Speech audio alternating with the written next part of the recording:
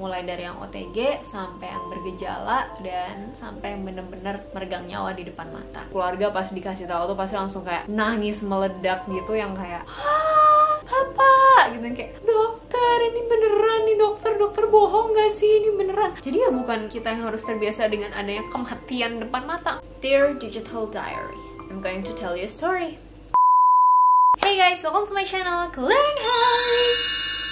So, anggap aja hari ini aku lagi menulis digital diary ya. Sebenarnya ngerekam digital diary, sedikit dokumentasi buat diri aku juga sih. Karena bentar lagi aku bakal berpindah dari rumah sakit tempat aku dinas sekarang ke puskesmas. I'll stay there, aku bakal di puskesmas selama kayak 3 bulan sampai 6 bulan gitu. Dan anyway, buat kalian yang penasaran keseharian aku sekarang tuh kayak apa, aku udah pernah bikin vlognya gimana aku di rumah sakit yang ini. Buat kalian yang belum nonton, cus abis ini langsung nonton ini ya. Dan aku pengen berterima kasih juga buat teman-teman yang udah selalu ngedoain dan selalu support aku, baik melalui komen-komen kalian di YouTube maupun di Instagram ataupun DM. It means a lot to me, it means a lot to us, para tenaga medis dan tenaga kesehatan yang setelah 8 bulan ini masih berkutat dengan pandemi. Anyway, jadi karena ya jelas ya ketika kita bertemu pasien dan lagi dinas itu nggak mungkin sibuk main HP sendiri, apalagi nyampe ngerekam-rekam atau cerita gitu kan, apalagi pegang kamera, jelas nggak mungkin. Selain gaitis juga nggak sempet juga gitu. Jadi hari ini aku akan berbagi ke kalian di video ini pasien-pasien COVID-19 seperti apa aja sih jenis-jenisnya yang selama beberapa bulan ini aku temui ketika aku berdinas di rumah sakit. Mulai dari yang OTG sampai yang bergejala dan sampai yang bener-bener meregang nyawa di depan mata. Sebenarnya bukan buat nakut-nakutin sih, anggap aja aku kayak curhat aja gitu loh, cerita ke kalian. Karena udah lama juga kan aku nggak berbicara heart to heart, cila heart to heart. Aku nganggep kalian kayak sahabat aku loh, jadi aku kayak heart to heart aja gitu ke kalian. Karena sebelumnya kalau kalian lihat vlog aku di Wisma Atlet ya, kondisinya tuh sangat-sangat berbeda. Ini gambaran singkat aja ya, kalau Wisma Atlet itu menerima pasien yang gejalanya ringan sedang, artinya dia bisa isolasi mandiri, apa-apa bisa sendiri gitu ya, nggak terlalu buruk. Sedangkan rumah sakit tempat aku dinas barusan itu adalah rumah sakit tipe B, yang mana dia menerima kondisi kegawat daruratan juga gitu, apalagi COVID ya, karena dia punya ruang isolasi juga gitu loh. Jadi bisa sedikit memberi gambaran bahwa situasinya tuh sangat-sangat berbeda. Kayak Wisma Atlet tuh walaupun banyak tapi tuh tenang gitu, pasiennya tuh stabil semua gitu kondisi klinisnya. Sedangkan di sini kayak you never know what's gonna come, nggak akan pernah tahu aja malam itu kalau jaga tuh bakal ada pasien yang seperti apa, bakal ada pasien COVID atau enggak gitu. Nah anyway, jadi langsung aja yang aku temui so far ya, model-model lah ya, kita bilang model-model pasien COVID yang pertama itu adalah mereka yang OTG, kita bilang ya, lebih sering dibilang OTG, orang tanpa gejala. Dia sudah real terkonfirmasi positif by swab PCR, tapi benar-benar nggak ada gejala sama sekali. Jujur, walaupun OTG ini jumlahnya banyak sekali sebenarnya ya, tapi emang paling jarang terlihat di IGD. Satu, karena emang mereka nggak boleh kemana-mana gitu ya, termasuk bahkan ke IGD gitu loh, karena IGD itu kan ruang tertutup, udah gitu dingin ya kan. Takutnya kalau mereka ke situ ya jelas udara yang mereka hirup dan hembuskan itu kan jadi nyebar ke satu ruangan ya istilahnya. Jadi benar-benar mereka tidak boleh ada di sana. Bahkan sekedar mengambil obat atau kayak konsultasi itu sebisa mungkin keluarga dari pasien aja yang datang untuk ngambil, karena ya nggak mungkin ya kalau yang orang positif tuh berkeliaran kemana-mana lah istilahnya, tuh kan tidak boleh. Ya namanya juga di lapangan ya, pasti adalah beberapa kali, sekali 2 kali kecolongan gitu. Mungkin karena ketidaktahuan pasien juga. Jadi kayak tiba-tiba tuh pernah nih aku lagi di nurse station, tiba-tiba ada kakak beradik gitu, 3 atau 4 orang gitu datang, ya pakai masker sih. Terus dia bilang, "Dok, ini saya bawa hasil swab PCR saya positif, saya harus kemana ya?" Gitu kan. Terus kayak Bapak harusnya nggak boleh kesini gitu, harusnya kalau mau ngambil obat tuh keluarganya aja yang ngambil gitu kan. Cuman ya namanya juga ketidaktahuan mereka gitu ya, jadi kita edukasi aja di sana. Bapak ada gejala atau enggak? Dia bilang nggak ada gejala sama sekali. Keluarga saya juga, kakak adik saya nggak ada gejala sama sekali. Terus saya mesti gimana? Ya udah akhirnya kita arahin aja mereka supaya datang keesokan harinya ke poli. Itu pun harus diminimalisir banget kontak antara mereka dengan pasien-pasien lain yang lagi nunggu di sana gitu, supaya nggak ya istilahnya spreading the disease gitu kan. Yang ngambil nomor antrian pun sebisa mungkin keluarganya yang tidak positif. Terus bakal dicek sama dokter spesialis parunya di poli, habis itu dikasih obat dan boleh isolasi mandiri. Dan selalu edukasi mereka untuk selalu pakai masker. Kalau zaman sekarang sih ya udah harus pakai masker bedah ya, apalagi mereka yang positif gitu, kemanapun mereka pergi. Even kalau mereka lagi di rumah isolasi mandiri, ketemu keluarga itu nggak boleh gitu kan. Atau seminimal-minimalnya pakai masker bedah. Itu jenis pasien pertama yang pernah aku temui di IGD. Terus ada lagi selain OTG, yaitu pasien yang datang dengan keluhan lain tapi ternyata pas di screening dia mengarah ke arah COVID. Jadi kalau tadi si OTG itu kan udah terkonfirmasi ya dia ya, karena dia udah bawa hasil swab gitu. Nah tapi ini jenis pasien lain itu adalah mereka yang datang dengan keluhan lain tapi pas di screening loh ternyata ada ke arah COVID nih. Contoh waktu itu aku nemuin ada bapak-bapak itu dia datang karena dia kecelakaan kerja. Pokoknya dia tuh terjatuh gitu pas lagi angkat barang, terus lehernya dia sakit katanya. Ya udah dong, kita rongsen dong untuk ngeliat ada patah atau enggak, ada fraktur atau enggak dan lain sebagainya. Ternyata ada frakturnya, ada patahnya, yang artinya dia harus dirawat inap ya, ditata laksana lebih lanjut sama dokter spesialis ortopedinya gitu kan. Nah tapi nih, ini sekalian edukasi buat kalian juga ya. Mungkin kalau ada saudara kalian atau keluarga kalian yang mau rawat inap atau opnam di rumah sakit, kalau sekarang nih di masa pandemi itu kita ada prosedur namanya kita screening COVID dulu guys. Jadi kita harus lihat apakah nantinya keluarga kalian ini yang mau dirawat inap ini dirawat di ruang isolasi atau di ruang biasa. Ini memang baru sekarang ya, memang karena lagi pandemi gitu loh kan, untuk memisahkan demi keamanan kalian juga ya. Nah ini banyak emang pasien-pasien yang kayak nggak terlalu ngerti gitu, kayak kenapa sih harus di screening dulu gitu, kenapa sih harus di ronsen dulu, macem-macem banget sih gitu. Dipikirnya wah rumah sakit atau dokternya mau mengcovidkan kita nih gitu, padahal ini sebenarnya demi keamanan dan keselamatan kalian sendiri gitu. Kalau seandainya kalian tidak mengarah ke COVID sama sekali, kita akan mengarahkan kalian ke ruangan biasa, yang mana itu orang-orang di sana tuh udah terscreening juga bahwa mereka nggak ada mengarah gejala COVID. Tapi kalau memang ada, kalian harus dapat ruang khusus, yaitu ruang isolasi itu tadi, yang mana kalau di rumah sakitku tuh jujur sering kali penuh gitu. Jadi kayak kalau ada yang nanya, Kak, COVID masih ada? Aku kayak, mohon maaf, ruang isolasi rumah sakit saya selalu penuh gitu. Jadi maksud aku gini, mungkin beberapa dari kalian mikir kayak, lah aku tuh nggak ada gejala COVID, tapi kenapa tahu-tahu aku dibilang COVID gitu kan? Di beberapa kejadian gitu ya, ini untuk meluruskan dan menyamakan pikiran kita aja gitu, bahwa ya seperti itu tadi, bapak ini patah tulang, dia harus dirawat. Otomatis screeningnya apa? Nomor satu, kita rongsen dulu nih. Paling penting kita lihat di paru-paru dia ada gambaran pneumonia atau enggak. Pneumonia itu adalah radang paru guys. Ini aku gambaran kasarnya aja ya. Kalau orang normal gitu, rongsen dadanya, rongsen toraksnya tuh kayak gini guys. Tapi kalau seandainya ada kelainan atau mungkin ada infeksi atau ada radang dan lain sebagainya, itu seperti ini. Jadi ada kayak, kalau kalian itu ada putih-putihnya gitu loh. Jadi nggak sebening yang ini gitu. Nah kalau udah kayak gitu, karena kita lagi masa pandemi ya, kita take precautions gitu loh. Ya otomatis kita akan cek serologinya dia. Setelah itu di lab, diambil darah, ada tanda-tanda infeksi atau enggak, sel darah putihnya naik atau enggak, serologi COVID-nya reaktif atau tidak gitu. Nah dari situ nih, beberapa kejadian ya emang orang itu nggak ada emang gejala batuk pileknya, tapi ternyata pas di screening malah ketahuan ada. Ada beberapa yang mengerti, paham, tapi ada juga yang jadinya malah marah-marah, kayak dikira loh kok saya jadi di COVID-in gitu, padahal loh justru ini kita jadi tahu nih kondisi kamu yang sebenarnya tuh seperti ini sekarang gitu loh. Jadi ya hopefully ini bisa bantu bikin kalian semua ngerti lah gitu, bahwa tujuannya itu sebenarnya buat keselamatan kalian sendiri juga dan sesuai dengan prosedur yang berlaku ya, SOP yang berlaku. Jadi ya ini info buat kalian ya, bahwa SOP atau standar operasional prosedur yang ada sekarang itu bukan untuk mengada-ngada, tapi memang untuk keselamatan pasien gitu, pasien lain, dan terutama keamanan dari tenaga kesehatannya juga guys gitu. Apalagi kan ya nakes-nakes itu kan kerja tiap hari ya gitu, mereka perlu protection juga gitu loh. Dan ini salah satu ya, ini membantu dua belah pihak lah gitu loh, satu sama lain gitu, saling menghargai.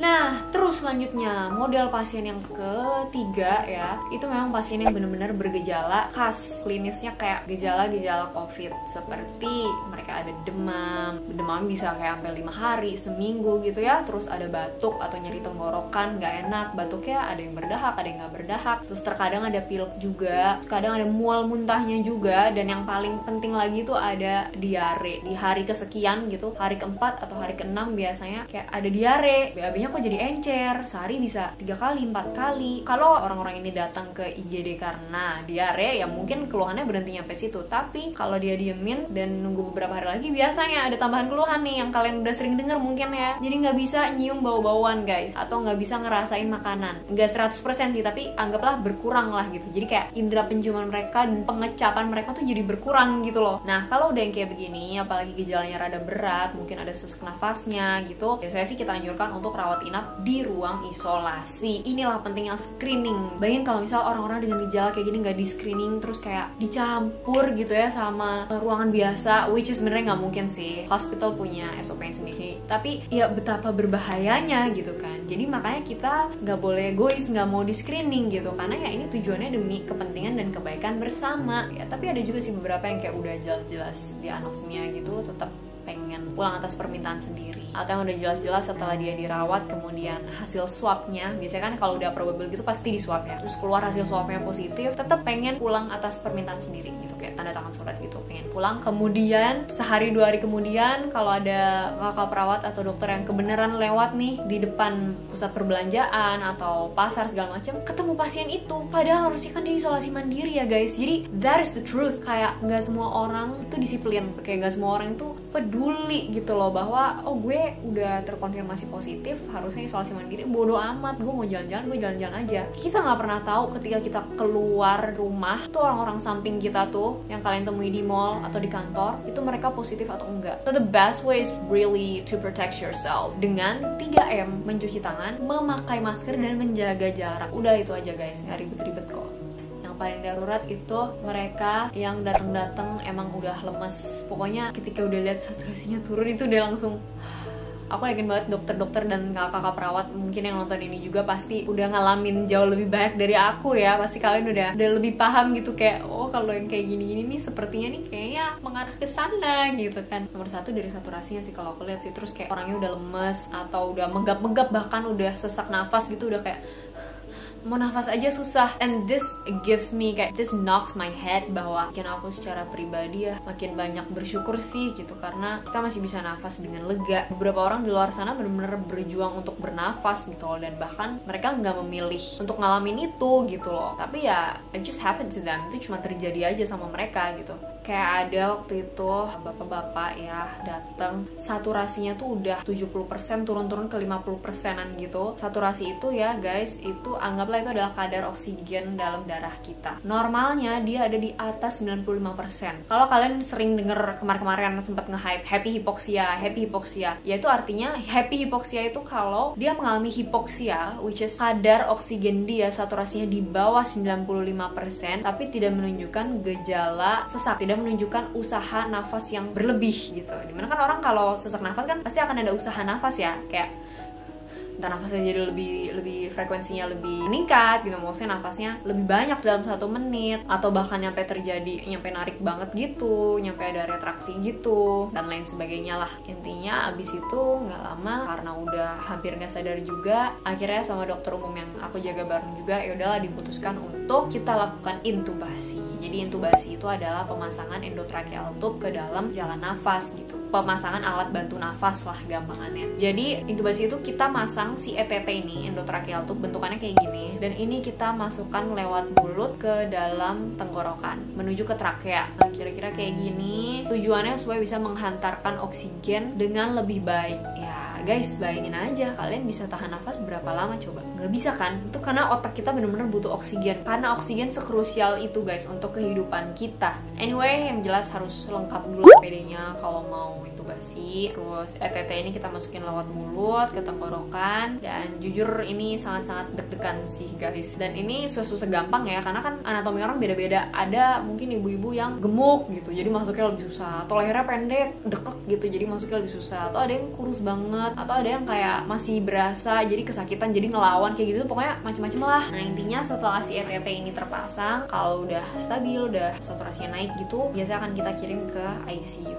Nah, beberapa kali setelah aku jaga ada pasien kayak gitu, terus esok harinya aku tanya lagi ke dokter umum yang aku jaga bareng, kayak gimana Pak itu kemarin? Oh udah meninggal kayak gitu. Dan itu nggak lama sih guys, kayak sehari 2 hari itu ada yang ya emang lewat gitu, emang nggak terselamatkan, karena emang dari awal pun datang kondisinya udah kayak gitu. Dan bahkan tuh keluarganya tuh sering bilang kayak, ya Tuhan ya Allah, kemarin masih bisa bicara, kenapa hari ini tiba-tiba seseknya kayak gini? Itu banyak banget yang ngomong kayak gitu. Aku sih ngomong menurut yang aku temui ya, kalau disuruh kayak berapa persen aku nggak bisa ngitung gitu, karena rumah sakit ada banyak, kalau itu mah mesti data gitu loh. Tapi ya yang jelas it's real and it happened. Dan mungkin ada yang nggak nyampe ke ICU guys, yang nyampe di ruang resusitasi aja tuh tidak terselamatkan, itu juga ada, dan itu probable COVID, walaupun tidak setiap saat nemu kayak gitu ya, tapi ada tuh. Jadi ya that feeling gitu. Pokoknya seorang dokter itu boleh empati tapi nggak boleh bersimpati. Dan jujur aku masih agak susah nahan yang ini, karena ketika pasien itu dinyatakan kayak udah nggak ada tuh kayak wah gila sih, itu keluarga pas dikasih tahu tuh pasti langsung kayak nangis meledak gitu, yang kayak aduh aku kadang kayak nggak tega juga gitu loh ngeliatnya. Jadi aku sering kali ya turut berduka cita ya ibu, mohon maaf, terus aku balik aja gitu ke nurse station because I just couldn't handle it, you know, like I couldn't handle the tears, kayak aku nggak tahan aja gitu ngeliat keluarganya yang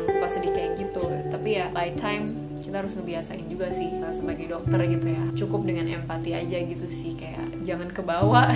Kalau kebawa mah tersedih terus dong beb tiap hari ya. Pesan aku buat teman-teman yang bercita-cita pengen jadi dokter gitu, atau sekarang lagi kuliah di FK, atau mungkin lagi koas, kalau koas mungkin udah lebih mengalami ya, kalian harus persiapkan mental juga gitu, karena it's one of the risk, itu salah satu resikonya gitu loh ya. Kondisi-kondisi kegawat daruratan kayak gini hampir pasti ada di semua rumah sakit yang nanganin COVID sih. Kalau ditanya gitu kayak takut gak sih sekarang ngeliatnya yang kayak begini, yang lebih darurat itu lebih banyak, yang lebih berbahaya gitu ya daripada yang kondisinya gitu, daripada yang kemarin-kemarin di Wisma Atlet yang cenderung stabil semua pasiennya ya. Jujur kayak awalnya tuh takut gitu ya, ada takut pasti, karena jujur di rumah sakit ini tuh lebih serem-serem gitu lah istilahnya kondisi pasien-pasiennya gitu yang datang, terutama yang mengarah ke COVID ya, dibanding kalau Wisma Atlet yang memang menerima pasien yang ringan sedang aja. Dan ya mungkin info ini akan terus berkembang seiring dengan perjalanan waktu ya, maksudnya sekarang di take di tanggal berapa, 16 November. Info yang aku dapat di sini adalah sampai tanggal 16 November. Dan anyway, awal-awal akhirnya aku memutuskan aku pun juga harus ikutan jaga jarak gitu sama keluarga aku di rumah gitu. Kayak biasa kan aku salim gitu sama omah aku kan kalau misal mau berangkat kemana-mana, tapi kayak ini kayak gak bisa gitu, kayak udah dia nggak mau dan aku juga nggak tega gitu kan, karena ya emang bener-bener harus jaga jarak banget. Kita nggak ada skin to skin touch sama sekali tuh, kayak udah nggak pernah lagi, kayak berbulan-bulan tuh kayak ngubah kebiasaan banget sih gitu. Karena sempet juga kemarin aku ngerasain juga ada gejala kayak nyeri tenggorokan, dia ngerasa ada yang ngeganjel gitu, nggak batuk sih enggak, dan syukurlah nggak ada demam saat itu. Tapi kemudian aku diare, dan kayak diarenya tuh nggak berhenti semingguan tuh ada, sampai dokter umum di rumah sakit aku pun bilang kayak kalian swab aja. Aku sempet di serologi juga, dan serologinya syukurlah non reaktif saat itu, dan aku sempet gak boleh masuk juga dong nunggu hasil swab, kan emang isolasi ya. Keluarga aku juga ikutan tegang di rumah, yang kayak bener-bener aku di kamar terus gitu. Sedih aja sih gitu, kayak maksudnya ngerasain lah gitu, walaupun kita para nakes ini gak positif juga tetap ngerasain rasanya isolasi gitu, karena kita juga tetap harus jaga jarak sama keluarga kita gitu. Jadi ya maksudnya we're all in this together gitu loh. Jadi nggak ngerti lagi sama pasien yang udah jelas-jelas positif berkeliaran gitu loh, kayak oh my god, kita nakes aja yang nggak tahu positif atau enggak, yang nggak diswab setiap saat aja tuh kayak kita aja isoman gitu, ngerti nggak sih? Kayak hello, come on guys gitu, kalian jangan egois lah. Kesel kan gue jadinya. Curahan hati, maklum lah ya, saya juga manusia. Itu jujurnya aja deh, kalian mau suka atau nggak suka sama respon aku ya udahlah, kenyataannya memang begitu guys. Ayolah gitu loh. Jujur sekarang aja udah makin banyak yang nakes-nakes yang pas di swab dan itu sekeliling aku gitu loh, lah ternyata dia positif, ada yang ada gejalanya, ada yang OTG banget. Sedih aja, mereka juga manusia, kita juga manusia, yang mau pakai APD selengkap apapun tetap resiko terpapar tuh ada dan nyata gitu loh. Kayak sedih aja ngeliat mulai banyak yang positif dan kayak mulai tumbang satu-satu gitu. Dan BTW akhirnya setelah aku nyeri tenggorokan dan diare itu, aku sempet kayak hampir dikasih regimen pengobatannya si COVID. Ya udah, dan aku di swab dan syukurlah negatif saat itu swabnya. Jadi udah akhirnya aku lanjut tugas lagi. Ayolah guys, buat kalian yang nonton ini, bantu doa juga buat keluarga kita, dan terutama buat nakes-nakes, buat tenaga kesehatan, tenaga medis yang lagi sama-sama berjuang bareng menghadapi si COVID yang udah 8 bulan ini, 9 bulan menjelang 10 bulan gak kelar-kelar. We're all in this together, and the only way to get out, satu cara yang kita bisa ngalahin ini ya dengan bersama-sama gitu loh, bukan dengan saling nyalahin satu sama lain. Makanya salah satunya cara emang cuma saling menghargai, itu aja. Dan menghargai itu bisa kalian lakukan dengan 3M guys, protokol kesehatan. Nggak pakai belibet, nggak pakai kayak share-share yang info-info yang kayak belum tentu terpercaya gitu di sosmed tuh, kayak nggak usah. Pakai masker, cuci tangan, jaga jarak. Oke, Kak Karin, kan bentar lagi ada vaksin. Ngomongin soal vaksin aku bakal bahas di video aku selanjutnya, because hell, we will talk about this, but not in this video because it's gonna be a long story. Mungkin orang beda-beda ya, mungkin ada nakes-nakes yang kayak udahlah dok, kita juga tiap hari nemuin kayak gini udah sampai udah biasa. Tapi buat aku dari awal yang takut nyampe terbiasa, nyampe sekarang tetap takut gitu, kayak bukan tetap takut, tapi maksudnya tetap gak bisa seterbiasa itu gitu loh, karena ini bukan sesuatu yang sepatutnya kita biasakan, ngerti nggak? Ini sesuatu yang tidak seharusnya ada, tapi ada. Jadi ya bukan kita yang harus terbiasa dengan adanya kematian depan mata, ngerti nggak sih? Bukan kita yang harus terbiasa dengan ya udahlah, namanya juga COVID, pasti ada yang menjadi korban, entah pasiennya, entah dokternya, entah nakesnya. Itu kan udah resiko kamu jadi tenaga kesehatan gitu kan, kayak it's so disrespectful. Jahat banget gak sih kayak orang yang ngomong kayak gitu, kayak itu udah resiko lo jadi nakes, jadi dokter. Sebenarnya itu kan risiko yang memang bisa diminimalisir gitu ya kalau adanya kerjasama antara kita semua gitu. Kalau sampai ada nakes yang meninggal, itu bukan sesuatu yang harus kita biasakan, itu bukan something that we need to get used to, you know. It's not, it's our responsibility, like all of us.